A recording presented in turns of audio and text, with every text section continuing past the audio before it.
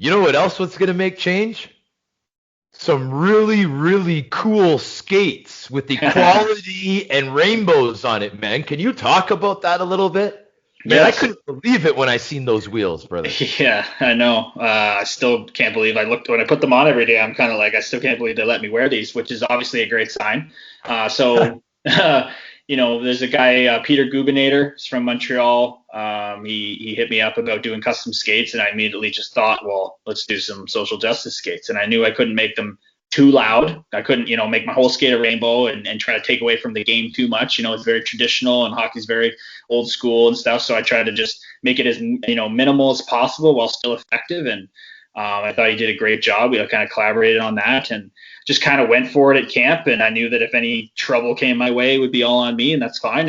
Was like he was the Hollywood of England, and like he was Hollywood Hulk Hogan of England, and like for the pot, like he just went around tormenting people, and he was like, "Oh, that guy thinks he's tough. Whack, whack, whack. Oh yeah, the sheriff. Like, oh yeah." So like you went over there and just honestly owned the league. That's why they sent Scroy. That's why Sheffield tried to fucking sign Scroy, and then you dusted Scroy. You gave him the old 1-2-3 combo, eh? A little three piece as they call it, and then like you know what I mean. They kept on trying to bring people. Nottingham brought me, and then like there was the biggest thing. They're like, holy, bringing like you got to fight McMorrow. Like it was like the biggest thing since sliced bread. A little bit as his agent. I'm acting a little bit as his buddy from Scarborough. I'm like, dude, you do not have to fight guys like that, man.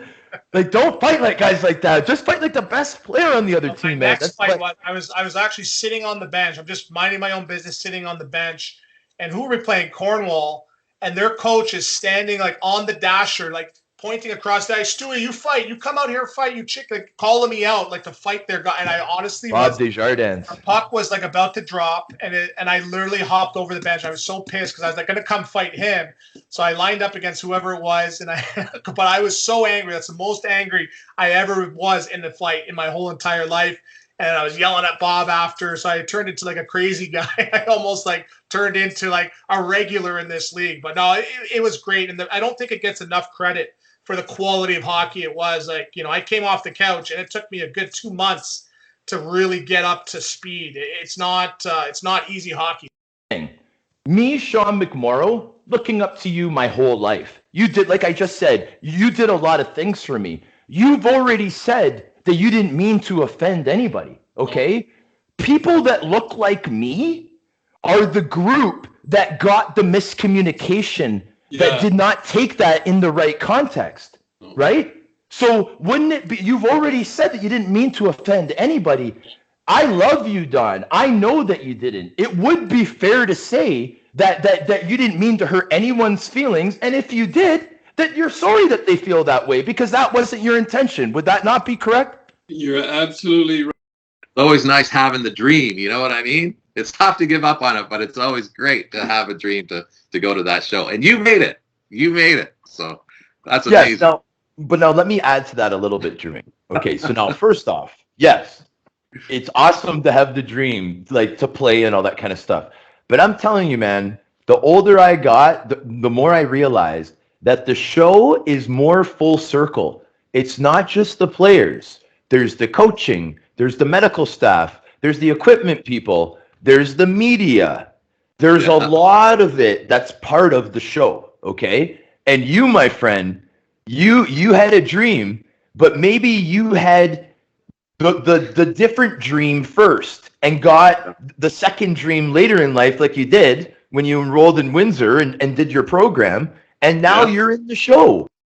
Now, I want to talk about the toughest guy to ever play in the NHL. You took him on. Yeah, Mr. Bob Probert, God rest his soul. My third NHL fight. Yeah, Proby. Oh my God, I've seen enough of his fights that I mean, that man was is still a legend in my mind. But with what he did, it was incredible. But even the fight I had against him earlier in the game, I asked him. I said, "Hey, are we going to do this? We going to go?" He's like, "Not now, kid." I was like, "Oh shit, okay." And that's what I learned though, and even like my coach was trying to teach me was, I think it was 0-0 at the time, or maybe 1-0. And then we were eventually winning 4-1. And then I feel a tap on the back of me. And then he goes, "Ready, kid?" I was like, "Yeah, yes, sir. Let's do this." Grew up very similar, just with our interests, with our passions, and like that was kind of the reason, AJ, why, like, obviously, man, I congratulate you on the success for the Netflix. It's pretty cool to be talking to a guy that's trending right now in the world. I mean, even before Netflix, AJ, you're a cool cat, my friend. But the Netflix, but the trending thing, that doesn't come too often. No, I mean it's so surreal to me because, like I told you earlier, I mean, it was our life. You know, I mean, it's people are so interested in the story, it's become like insane. You know, but no, you know, I'm glad this Netflix thing is happening because you know, even though the Trashers are no longer here, I mean, I feel like that Trasher logo is like a symbol for like that old guard. You know what I mean? It is. You know, What was it like playing on Broadway, my friend? I'll never forget. I was in St. John's, New Brunswick. I got a call that you're getting called up to go play in the NHL, and I was just numb, literally numb. And I thought one of my teammates were joking, and so it wasn't. And I get on a plane, flying to LaGuardia. Big town car picks me up, and I remember walking into Madison Square Gardens and walking into the room, and the first person I saw that greeted me was Wayne Gretzky. Now, nobody knows Delhi. Like, even you're saying, like, you've been here, and you're saying, like, Simcoe. how's it like living in Simcoe? Yeah. Wayne Gretzky says, "Brian Vanbush, how's Delhi treating you?" No And way. I was like, whoa, that's cool. And this is such a special episode for me that I actually have my nephew Riley, who's going to ask the first question in this interview with Mr. Spider Jones. So, Mr. Riley, what would you like to ask Mr. Spider Jones? Okay. Why is your name Spider? Why is my name Spider? My wife says I'm called Spider because I'm a bug. I'm always bugging her. But that's I got to tell you the true story behind that is when I was a little guy, I had a very difficult time learning how to walk, and I used to crawl everywhere I went. And so my mother and my relatives would laugh and say he's like a little spider. He's all over the place. So they used to call me Spider. That was when I first got the name. There was a kid in Canada. He's 19 years old. True story. His dream was to play chess. And ESPN put on this competition, and the winner would get a round trip ticket around the whole world. But this 19-year-old kid was saying, how can I beat these men that have been playing chess for 50 and 60 years? And so he goes to the first day of competition. He wins. Second day, he wins. Third day, he is the national chess champion. First stop was London, England.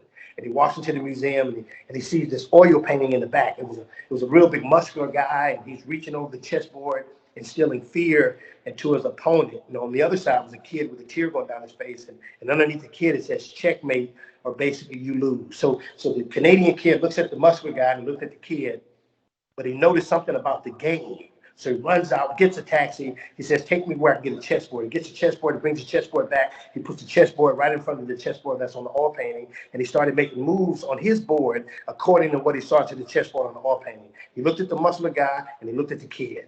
He looked at the muscular guy and he looked at the kid. And he began to make his move. And then he stopped. And he looked at the kid in the picture like, I'm looking at you. And he said, don't quit. You always got one more move. To educate, support, and number 3 was the biggest one, because you know what I heard. I'm going to tell you what I heard, and then I'm going to tell you what I really heard. Okay, yeah. Dyslexics are amazing. We are a little different. I'm hoping that in the next 10 years we become mainstream. My goal in life is to change the world. Do you know how powerful that is? Do you know what you're doing? Like, buddy, like do not stop. Do not stop. Do not stop, because everything that you're saying is happening and it's only going to get better. Yeah, it's not about me. It's about every kid that's out there. So I won't stop, because I know there's a kid that's sitting somewhere right now struggling. So my story that I tell, and I don't tell my stories, it's not about me. Man, your size, would you say in your playing days and in junior, 6'1", 200? I was actually 6'2", and I was about 190 in junior, and I was only about 196 or 7 when I played in the NHL.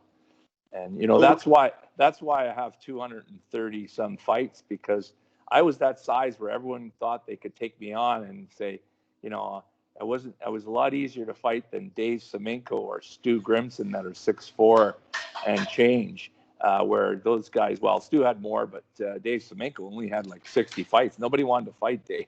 He was big and he was mean, but everyone thought they could take a lick at me, but I'm still smiling. Yeah, buddy, that's right. So Scotty, okay, man. So you guys have this crazy brawl in the World Junior Tournament. So like, what was the aftermath of that? Like, what happened? What time of the game was the brawl? What period was it in? I'll say this to you, and I guess after all these years, I can be really honest about it. This is my mom. She wanted to say hi. Terry, I rode the Bullet in 1970. No. Yes, No. my dear. I rode the rails. The Newfie Bullet. I thought that would have been the name of our pro team from day one. The Newfie Bullets. I don't know. The Newfoundland Bullets. I don't know. It's a great name. It's so historic. And that went right by my house. The house I just mentioned to you, Right. my backyard leads, our land ends at the train track that used to be on. Well, maybe that's when I had to jump off the flat car and jump back on because those CN police didn't want any hippies. That is just wild. I like that story. Your stories. You should be a guest on my podcast soon. Maybe we can fire up Wayne Simmons with this story right now, because a little bird told me that tournament, I have a brother, Patrick McMorrow. He entered that tournament with his own team. Okay, he entered that tournament. He also sponsored the tournament. Yeah.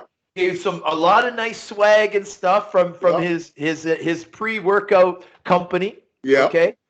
And so he was a big contributor, but more importantly, he brought a team of ballers from Scarborough, but not pro hockey players. No. Now, can you tell the story of what the outcome of the finals of that tournament? We got to fire Wayne up to bring this back. Right. So, hey, when I was, here's another ironic thing in my life. The first game I went to watch in the National Hockey was Chicago in Toronto versus the Leafs.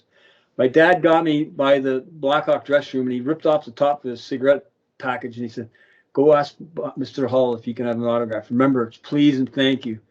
And I went up to Bobby Hall, and he signed it, and he used his lap of his pads to sign it on to get him a little stability. I never forgot that. I told Bobby Hall that, and he went, "Oh, you were the guy, eh?" And like he's just joking, but he did that to a million kids. And I just want to say, if he had said, "I'll get out of here, scoot, move," that may have killed my thoughts of ever playing hockey. Just that type of talk. Bobby Hall, one of the greatest ambassadors of the game that ever, and I've had nothing but great experiences with Bobby. So The 85 birth year too is sick. Like you got Anthony Stewart was a monster. Like Anthony Stewart was the talk of the town there. He was playing for I think it was the Toronto, the Canadians. Yeah, the North York Canadians. My brother Patrick McMorrow played on that same team with Anthony and Rain Carnegie and all these guys, man. Yes, that's right. Yeah, buddy, they were all on the same team. Rain was sick. They had a sick team, and I remember watching. Like Stewie was a monster, right? Like, man, he was nasty. So that was nice because all that attention was there. So it was perfect. Check out the link in our bio for more episodes. What I want to ask you is about the bucket, about your helmet, man. I want to ask you now. I think it's very interesting. A lot of guys have things that they do. You know what I mean? And you know what? Your helmet's your helmet. You're doing whatever you want to it. It's your helmet. I want to know the story behind the helmet, though. Yeah, it was just I can't remember where I got it from, but Was it from a guy you played it with? you know what? That's a good question. I can't remember where I seen it or heard about it or whatever. Someone told me about it. I can't. You embraced it. I got a little scalpel out and carved her up, and that was it. You know, never got caught. That's the killer's helmet. Check out the link in our bio for more episodes.